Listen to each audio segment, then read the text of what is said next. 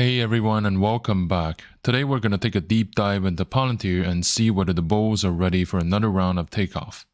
If you've been following the market in 2024 and 25, you've probably heard about this company and for good reasons. Palantir has given us one of the most incredible comeback stories we've seen in a long time, and I'd say that it's easily one of the best stocks this century has to offer. Over the past year, Palantir's stock price has surged by an unbelievable 425%. Its price action has been super consistent and resilient, shrugging off any bad news from panic selling. A big part of that recent boost came from the company's Q2 results, which were incredibly bullish. We saw the stock jumping from initially $160 all the way to $189 before pulling back over the past few weeks. And over the past week, the market seems to have settled on a path for bullishness once again, pushing Palantir to almost $183. The most recent pullback was probably caused by a number of people taking profit from Palantir shares and a market sentiment that maybe things went too fast. With that being said, the sell-off has been healthy and mostly in line with the typical market behavior and doesn't really suggest any additional turbulences ahead of us. With that being said, it's interesting to see that the market headlines have been shifting towards skepticism, but has now stopped doing so. And this is one of the reasons why it's interesting and sometimes useful to glance at the media coverage, but they mostly justify the presence or the past and has limited relevance for the future. Now, let's also take a look at the specifics. In terms of trading volume, Palantir has seen about 109 million shares traded daily last Friday, which is way above its average of 66 million shares. What this volume tells us is that the baseline of interest remains high and that the market seems ready to pick up in terms of actions to expect. Now, let's also talk about the company's size. Palantir's market cap is huge. At the moment, it's around $432 billion, and this is what the market thinks the company should be worth based on things like its growth potential and the current market sentiment about its future prospects. And right now, the market is betting big on the company's future influence. We're also going to check out the options market, which can give us clues about where the stock might be heading towards. And the implied volatility for Palantir is currently at around 50%, which is equal to its historical volatility of 44%. This suggests that the market expects some bigger price swings ahead of us. And the put-call ratio is currently at 0.57. So this ratio is relevant in the sense that it compares the demand for put versus call options and can be seen as a measure of bullish or bearish sentiment amongst traders. The current ratio marks yet another sharp increase in bullish sentiment in the market as more and more of us spotted the limit of the current sell-off. Overall, the Q2 bullishness is still very much alive, and the market has renewed its hope in Palantir's future. Now, I would say that the amount of people believing and assuming that a pullback is still ahead of us is shrinking fast. So, really, we have seen a live proof of how resilient Palantir share price can be. So from a macroeconomic perspective, Palantir is sensitive to all the major trends from real-world economies and events. Beyond the company's specific stuff, economic data releases, changes in key policies, as well as election outcomes all influence Palantir's price actions. The recent presidential elections turned out to be very good news for the company because Peter Thiel, the co-founder of Palantir, has always been a close ally of the president. The company has been maintaining and developing its relationships across the aisle, especially in defense, healthcare, and customs, which all happen to be key aspects of Republican agenda. Despite having contrasts on both sides of the aisle, it's obvious that ideologically speaking, it's much more comfortable with the current administration, and that certainly helps for a company with significant exposure in public sector. In terms of media coverage, I would say that most outlets tend to follow the existing trend, where the price action of the company leads them to explain the present instead of predicting the future. Some are, of course, suggesting caution given the recent gains, and they've been suggesting this kind of pullbacks for a very long time. Many suggest that Palantir may be on the cusp for more catalysts, given the change in the economic environment in the years to come. The interest rate decreases and the potential changes on geopolitical events around the world are all going to have significant impact on the price action for the better and worse. Articles themselves are not worth analyzing one by one, and yet the overall tone set by the media landscape altogether tends to be a forerunning sign of trend continuation or reversal, and in this case, it's very obvious that they tend to go for the continuation path. The valuation of Palantir is fueled by the company's own performance, but alongside the surrounding environment and investors' need to find a refuge in an uncertain time. A lot of people have been looking to find a decent entry point to make a comeback to the equities market, and when the Japanese market liquidated billions of positions a few months ago, that was the last opportunity to buy Palantir at a discounted price for anyone interested. 3 digits territory is where the market sees Palantir in the foreseeable future. Given the composition of its shareholder base being much more retail than institutional, Palantir has always been a stock made of momentum and a large dose of anticipation as well as self-fulfilling prophecy, instead of level-headed analysis of its actual numbers. We're not here to buy Palantir that already is, but to own the Palantir that people hope will become in the next few decades. Any rational analysis of the financial statements may justify short-term price action and maintain the price action to a high baseline, but not to push the current valuation to new peaks, or at least not to the extent people want to buy Palantir shares in the first place. We see that the market reacts far more significantly to announcements of keeping or gaining new public contracts compared to any other announcements. And I would say that this is true, and to a fault, Palantir remains heavily dependent on public sector, and it certainly shows in the price action. Looking back, there are many regions that support Palantir's share price, but they're far from where the price action is at the moment. The current consensus surrounding Palantir is that the market wants to keep pushing Palantir price up, and that they're constantly looking for more clarity and catalysts from the rest of the potential shareholders before making any move. Since Palantir is still in the price discovery phase, a lot of people also believe that the world economy is in a very fragile position after years of shutdown and uncertainties, and that a massive correction could be overdue. This is a relatively conflicted state of mind for Palantir stakeholders, and it's not difficult to see why once we zoom out and to see the extent that Palantir has risen. But from a longer-term perspective, Palantir has a pretty interesting price action pattern compared to all-time highs just a few years ago, because it has already succeeded in going beyond the previous resistance, and there's a lot of potential regarding where it's going to go next. Palantir is a tech company created in 2003 and then went public in late 2020, peak of the last market craze. It operated in data analytics sector of the tech space and has been one of the leading companies, or at least one of the most influential in that area. It's known for its bold position taking, its long-established relationships with the public sector, and the engagement of its key members such as Peter Thiel and Alex Karp. Another aspect that sets itself apart from many of its rivals is its proximity with the intelligence community, as the company relied on seed funding from the agency in the early days. No one ever shouts from the rooftops that they want to do evil, but Palantir doesn't shy away from delicate situations by working with the public sector agencies in legal, healthcare, border control, and law enforcement.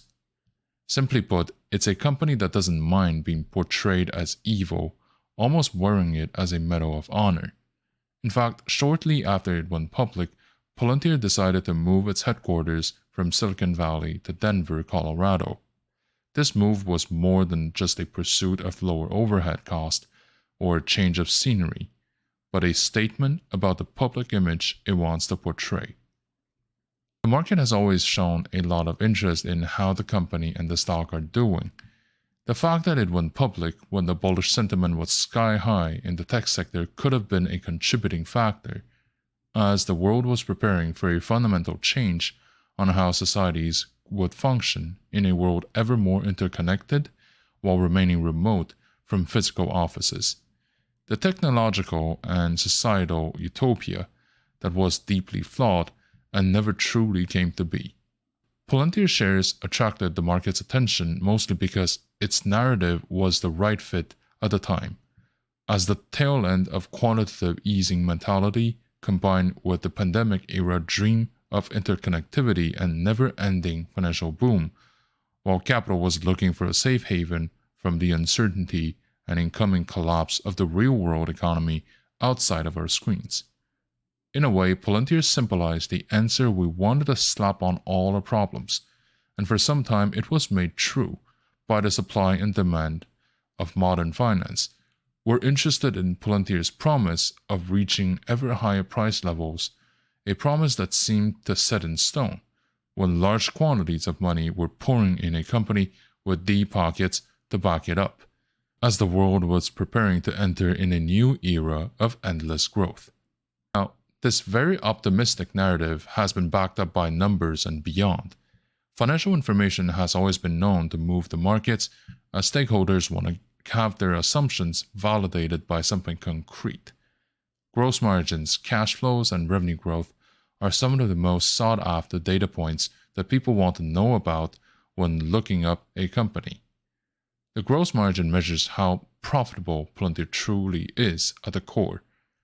Beyond its quality of marketing, the hype around its projects, and the brand power and charisma of its leadership, gross margin tells us whether there is enough demand for what the company offers, and if each additional dollar covers the additional expense that is generated alongside. And to that end, Palantir is a very successful company with a decent profit margin, even when the shares were traded below $10. This was the first sign that Palantir is more than just empty promises in exchange of your hard currency.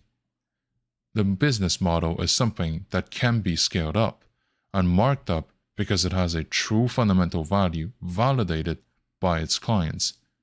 Once the core business model is validated, cash flows tells us whether Palantir will need to go through cash injections to keep its operations going. Very often, tech companies ask shareholders to pitch in even after they bought the shares, because the funds collected from equity sale don't cover the operating expenses. If that were the case, this would be a sign of weakness from the company, because it would mean that the company's own operations are not profitable enough to stand on their own. For Palantir, that issue is irrelevant because its cash flows have been positive for quite some time, mostly because its core operations are profitable and it doesn't need to dilute the shareholders to keep the lights on. But the numbers are not enough to keep Palantir to go higher. The most important factor is the growth rate of its revenue, especially from the public sector. Just like many other tech companies listed on a Nasdaq, people buying Palantir today want to buy the powerhouse to become, not the decently run and profitable company that is. This would also explain the very high multiplier that Palantir has compared to many other blue-chip companies in more mature sector. This is a double-edged sword for those who want to dabble into the tech field in general, but for Palantir, the public sector aspect is an additional side to watch for. Since most of its growth comes from the public sector, any additional partnership with healthcare, defense, law enforcement, and so on trigger massive upside for the shares. On the flip side of the coin, every time an existing partnership or some kind of scandal makes it to the headlines, Palantir shares may see a huge dip that could take a few days to come back from. The three measures are what define Palantir and what explain the dynamics in the market. It's an interesting company that people put a lot of hope and money into because the financial results do suggest that Palantir can deliver what people hope it will. Of course, since you're looking up about Palantir, chances are there are unique aspects piquing your interest. Trading or investing in Palantir does come with its own upsides, including its unique profile, its potential growth rate, the existing stability, and so on. Palantir is a company operating in data analytics, which is a very promising sector with lots of favorable talking points and potential vectors for future growth growing from it. The world is getting more digital and analytical on a daily basis as more and more business decisions need data-driven information to optimize daily operations of their own companies. Palantir has been trading for a few years, but its existence dates back from more than a decade ago, and its expertise does bring it head and shoulders above many other rivals. Its deep relationships with many deep-pocketed public sector departments in defense, law enforcement, and healthcare all require digital solutions for their planning and decision-making. Unlike many of the Silicon Valley unicorns, Palantir also doesn't pretend that it doesn't do any evil or won't do any evil, or that it lives in a perfect world. The headquarters move to Denver, along with the Davos speeches of its CEO Alex Karp, does suggest that Palantir is willing to take on challenges from our age and isn't afraid to say so very loudly. The relationships established by Alex Karp and Peter Thiel, two of the founding members of Palantir, have opened many doors in both public and private sectors, allowing Palantir to cruise on the trend. Recently, it also announced that it's going to participate in the trending AI field, which is one of the main reasons why the stock, skyrocketed. In addition to all this, Palantir does have a layer of stability that many of its rivals don't have, and that can be seen in its cash flow. Palantir's cash flows have been in the positive for some time already, which is a rare advantage above many of its competitors because it means that a company can sustain itself in terms of needs and doesn't need to beg investors to water down their own equity. With that being said, investing in Palantir also comes with a unique set of downsides due to its company's profile and the characters of the sector itself. Being a company analyzing data, Palantir will be much more exposed to potential legal problems compared to other kinds of businesses. Since the topic of data privacy, ownership, and proper usage have been under heavy scrutiny from previous scandals with social media, how Palantir acquires, processes, and safekeeps data while serving its clients could be open to legal battles, which may cost the company its image, its bottom line, and future opportunities to get more contracts. This is a touchy area of the economy and no one wants to rock the boat, meaning no one wants to take on the responsibility if anything bad actually happens. In that case, it's entirely possible that Palantir will take the loss without having the capacity to shift the blame on other stakeholders or participants in that area. The other thing to consider is the decay of the narrative's value. At the moment, AI and data are very popular topics that are trending in the market. But what would happen if they stop being so popular once a newer sector is created? If we look at what happened with electric vehicles, we may see similar drop in the interest for data and AI narratives, along with a drop in the market cap value such as Palantir. What these additional risk factors mean for anyone looking into Palantir is that it is a blue chip sized tech stock with the volatility of a startup, mostly held by retail shareholders. Trading comes with a significant level of price volatilities, and investing does require a fairly high tolerance for uncertainty. Of course, buying a security, any kind of equities, requires us to analyze the environment the stock is evolving within, as well as the phase of the market that we're currently in. More often than not, these elements are far more important and will influence the price action far more than the data specific to the individual stocks. The market is the result of collective speculation and analysis with multiple layers of interpretations piled on each other. And we must know what is true, but also what is perceived to be true by the rest of market participants. For example, we may very well feel that the market is overbought, but it is only overbought when the rest of the market participants decide that it is time to dump their positions. And this is why timing is often more important than the assessment itself. And this aspect of financial market is less obvious for dividend stocks and ETFs because major market bubbles are less likely to happen in those mature sectors and companies. Their upsides and downsides are usually priced in and have been so for decades. With that being said, there are other phenomena that we should keep an eye on. So unlike other investment options like bonds or savings accounts, the value of equities tend to fluctuate over time.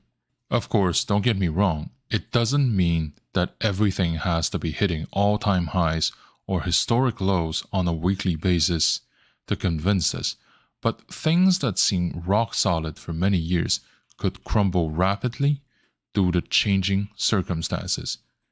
This is why the most important element to factor into our analysis is the level of confidence.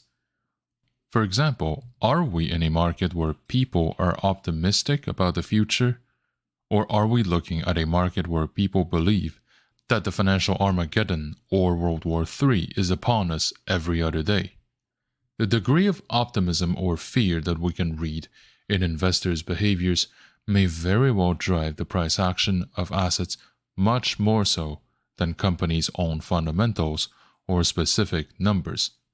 It is a very arbitrary and yet fragile key that can explain why sometimes a stock or a sector suddenly tanks without an obvious reason. This assessment to the market behavior will eventually lead to overreactions like overbuying and overselling. As long as we understand that fear and greed are the biggest motivations to human behaviors, we will also understand the power of acting against the current of retail investors, especially in moments of major volatilities. Beyond the market's own self-fulfilling prophecy, the external factors that play an important role are the interest rates, the state of global economy, and the direction as well as destination of capital flows. As far as the interest rates are concerned, these may be the biggest indication of whether we are entering into a bullish or bearish market. Interest rates will influence the rent of the money when placed into a risk-free environment, because the rates are based on what the central banks of each country will pay for holding the money of institutions, and also have an influence on the yield of sovereign bonds. There is a near-perfect negative correlation between the interest rate and the equity price. At the moment, we can see that the interest rates are edging down around the world, and that usually means that it's a good news for the equities. It means that eventually there will be more market participants who want to risk their money in equities because collecting interest payments in a savings account is simply not worth it.